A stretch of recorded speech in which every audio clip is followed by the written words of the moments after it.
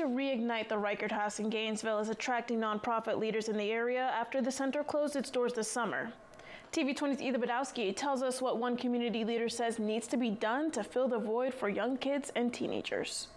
It has left a large hole. After 30 years of service, the Reichert House closed in June after City of Gainesville leaders decided to cut its funding. I spoke with Reverend Milford Gaynor, who said that the Reichert House means a lot to people in the black community in Gainesville, and he would love to see it back open. I believe that over time, the concerns that were brought forward will be addressed. Any mistakes that were made, I believe, I'm praying that those will be rectified. Budget cuts forced by GRU's debt pulled the plug on the Reichert House. However, city officials set aside $250,000 in next year's budget to give an organization help in reopening the center. The city manager said at a special city commission meeting Monday there are organization leaders expressing interest. Palm Breeze from Black on Black, but I'm not sure of any other interest beyond that. But because these are city funds, we do have to open it up for whoever is interested. Curry said the city will begin taking requests for proposal before the end of the year. I think